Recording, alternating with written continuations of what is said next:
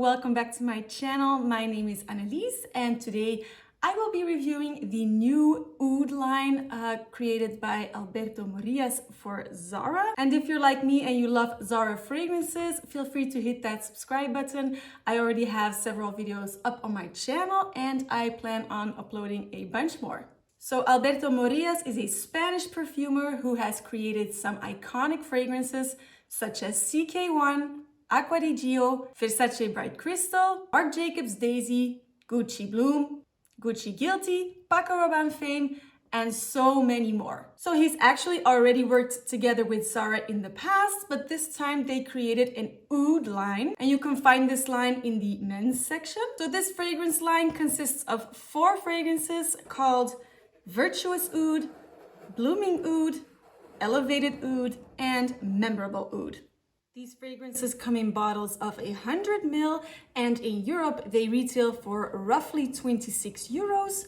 In the United States you will be paying roughly $40 US, and in Canada you will be paying roughly 46 Canadian dollars. I'm gonna start with the one that is least oudiest in my opinion, which is Virtuous Oud. Virtuous Oud is a citrusy, fresh, aromatic fragrance with notes of lemon, bergamot, cologne, lavender, oud, vetiver, and white musk. By the way, I've noticed that the actual notes listed by Zara do differ quite a lot with the notes on Fragrantica. So the notes that I'm reading are the ones that are actually on these boxes, and I will put the Fragrantica notes up on the screen. So as I said, this one is least oudiest in my opinion. The oud is there, but it is mostly in the background, sort of in the base a little bit. This is a very citrusy, fresh, aromatic fragrance. It does remind me somewhat of Acqua di Gio, but it's a little different as well, so it's not a dupe or anything. There is some oud, or at least some woody notes in the base, but it's pretty subtle if you ask me. I think oud is a very strong, bold note that you really pick up on instantly when it's in a fragrance. And in here, it's pretty much in the background. So this, I would say, is the lightest of the 4. And if you are planning on blind buying and you're not sure how you feel about ouds, I would go for this one. So this is a pretty safe fragrance in my opinion. It's super nice. I do like it.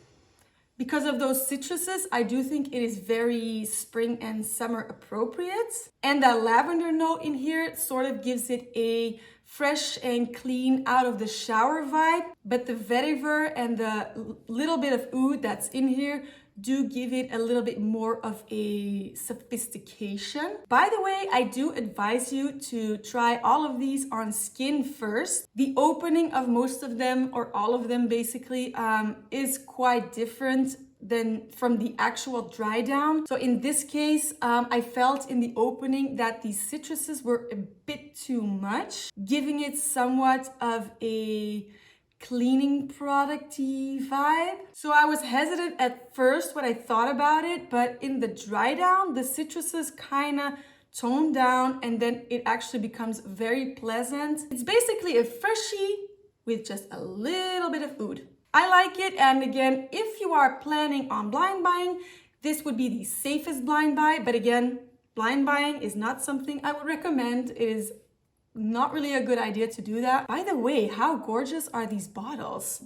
I mean, this color of blue is really pretty. So if you are looking for a nice, fresh, clean out of the shower perfume with a tiny base of oud, this would be it. So that was Virtuous Oud. So next up is called Blooming Oud. And this is described as a woody floral with notes of bergamot, cardamom, lavender, cistus, cypriol, oud, vetiver, and patchouli. This one, I think, is the hardest one to explain because it sort of has a bunch of notes. It's citrusy, it's a little bit floral, it's a little bit woody, it has some earthy notes. So because of those different types of notes all put together, I do think this is the most versatile fragrance out of these 4. Sort of an all year round type of fragrance. I do think you can pull this one off in many situations. By the way, I saw that the notes on Fragrantica were sort of completely different than on the box. Most people there are saying that this is very leathery.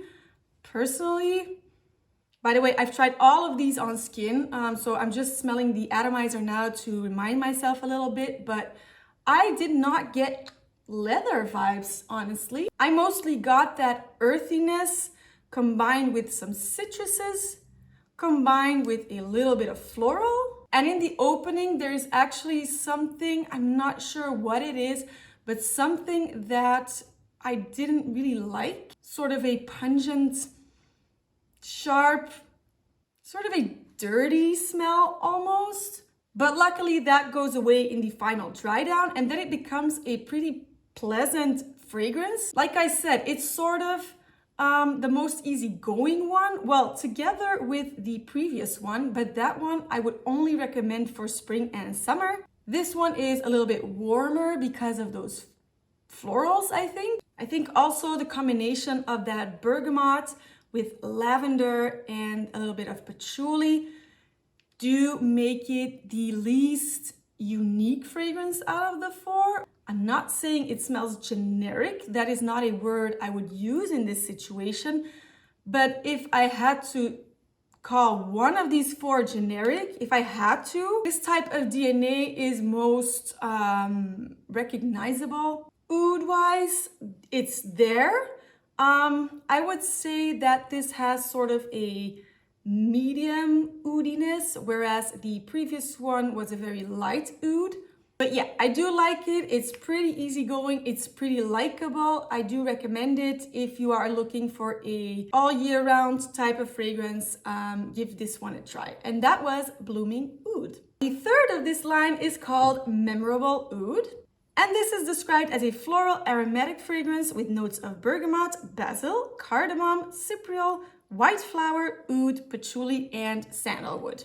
So I would not call this floral aromatic at all, because I do find this one to be very sandalwood heavy. You are instantly reminded of the most famous sandalwood heavy fragrance probably, which is Santal 33 by Le Labo. I'm not saying it's a dupe, but of course every sandalwood heavy fragrance somewhat reminds me of that one. And thus it also reminds me of Energetically New York by Jo Malone, created for Zara. I also have that one.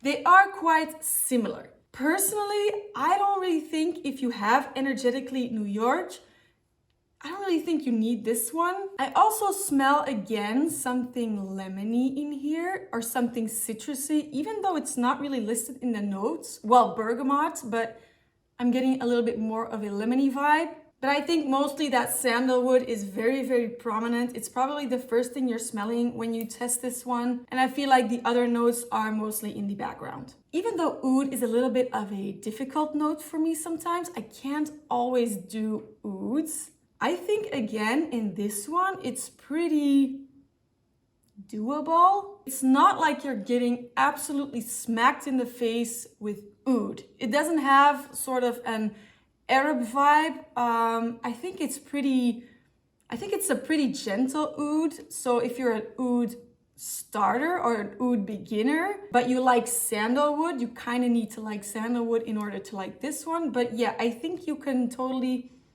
give this one a try. So is it a dupe for Santal 33 or Energetically New York?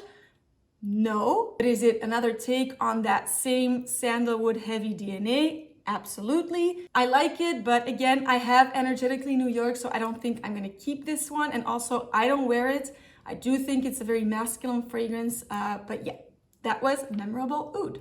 And then we've already reached the final one from this line, which is called Elevated Oud.